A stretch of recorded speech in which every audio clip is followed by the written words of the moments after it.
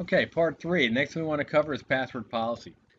And it comes down to let's choose a secure password. Choosing a secure password is probably one of the easiest and the least expensive ways to guard against unauthorized access. Unfortunately, too many people prefer to use an easy to remember password. Now, if your password is obvious to you, however, it might also be obvious to a hacker. The following guidelines for creating passwords should be part of your organization's security policy, and it is essentially important for network administrators to choose difficult passwords and also to keep passwords confidential and then change them frequently. Some tips for making secure passwords would be always change the system default password after installing new software equipment. So, for example, after installing a router, the default admin password on the router might be the manufacturer's password, which is password. With this information put on a sticker on the bottom of the device, you might want to change that. Do not use familiar information like a nickname, birthday, anniversary, pet name, hobbies, favorite team names. Do not use any word that might appear in a dictionary, even an urban dictionary or slang dictionary. Hackers can use programs that try a combination of user ID and a word in the dictionary. It's called a dictionary attack. Making the password longer than 8 characters, the longer the better. Uh, just a little point of information for you. It takes 2.6 microseconds to hack an 8 character password with a supercomputer. So use one 8 characters or longer. The longer the better. I believe up to 11 characters should take you a century to hack. The shorter password is more vulnerable to brute force attack.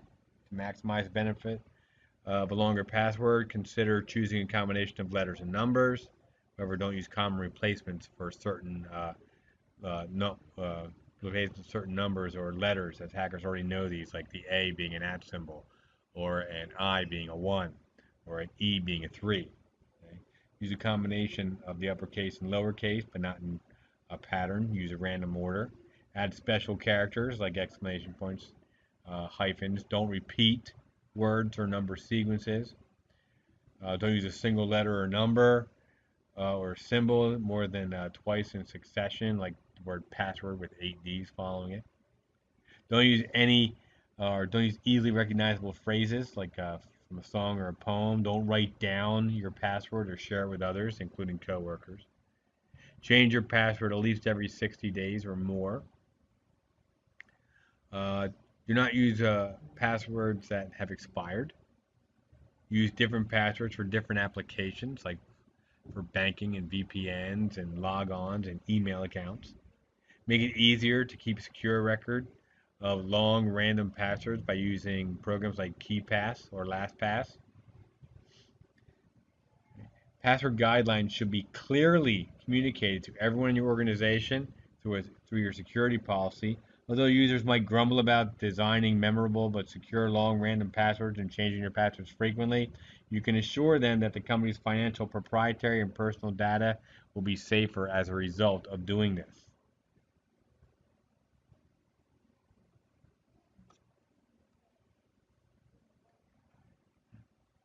We also have something called a privileged user agreement.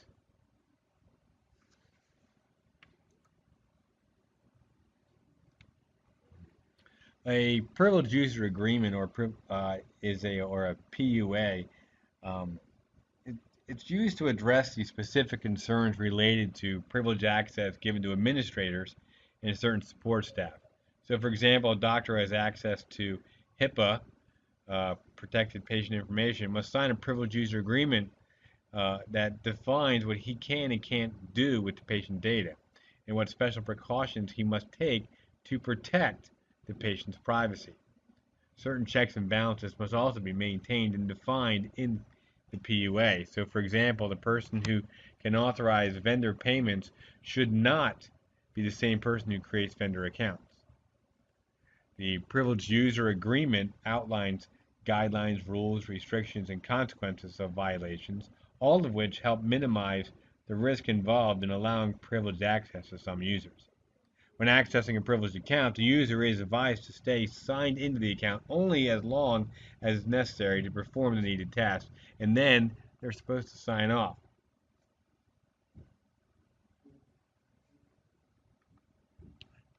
Next, we want to have an anti-malware policy. Okay? The software alone will not keep your network safe from malicious code because most malware infections can be prevented by applying a little technology and some forethought. It's important that all network users understand how to prevent the spread of malware. And anti-malware policy provides rules for using anti-malware software as well as policies for installing programs, sharing files, and using external storage such as flash drives. To be most effective, an anti-malware policy should be authorized and supported by the organization's management. Suggestions for the policy would be every computer in an organization should be equipped with malware detection. Users should not be allowed to alter or disable the software. Users should know what to do in case their anti-malware program detects the malware. For example, you might recommend the user stop working on his computer and call the help desk. An anti-malware team should be appointed to focus on maintaining the anti-malware measures. This team would be responsible for choosing anti-malware software, keeping the software updated, educating the users, and responding in case of a significant malware outbreak. Users should be prohibited from installing any unauthorized software on their systems. This edict might seem extreme, but in fact, users downloading programs, especially games, from the internet are a common source of malware. If your organization permits game playing, you might institute a policy in which every game must first be checked for malware and then installed on a user's system by a technician and never by the user. System-wide alerts should be issued to a network to network users, notifying them of serious malware threat and advising them how to prevent the infection. When drafting an anti-malware policy, bear in mind that these measures are not meant to restrict users' freedoms, but rather to protect the network from damage and downtime. Explain to your users that anti-malware policy protects their own data as well as critical system files, and if possible, automate the anti-malware software installation and operation so that users barely notice its presence. Do not rely on users to run their anti-malware software each time they insert a USB drive or open an email attachment because they will quickly forget to do so. That takes us to the end of our network risk management series. Please keep in mind that we do have a lot of security risks in our systems. A weakness of a system process or architecture that could lead to compromised information or unauthorized access is known as a vulnerability. The act of taking advantage of that vulnerability is known as an exploit. An end user awareness training can be the monumental task that requires regular attention and due diligence and is one of the most difficult things we as sysadmins have to deal with. Please understand that a denial of service attack occurs when a legitimate user is unable to access normal network resources. Malware is any program or piece of code designed to intrude upon or harm the system or its resources. That includes viruses, even though each one of these items has their very own definition.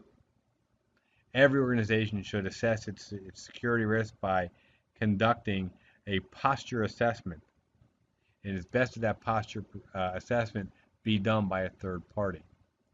Penetration testing uses various tools to find your network vulnerabilities. Physical access to all networks, critical components must be restricted and controlled.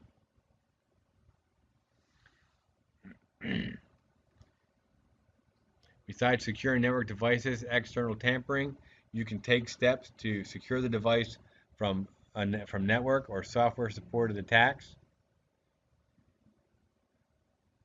Be sure to patch your systems. Understand that hashing means to transform data through an algorithm, and it is not a means of encryption, even though they're pretty much used in the same context.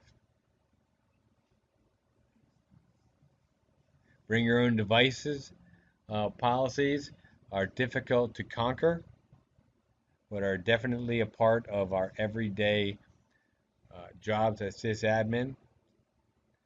Allowing users to use their own iPads, their own tablets, their own laptops, their own phones even their own watches, okay, all pose a threat to our network security. In which case, many times has to be kept on its own network or VLAN.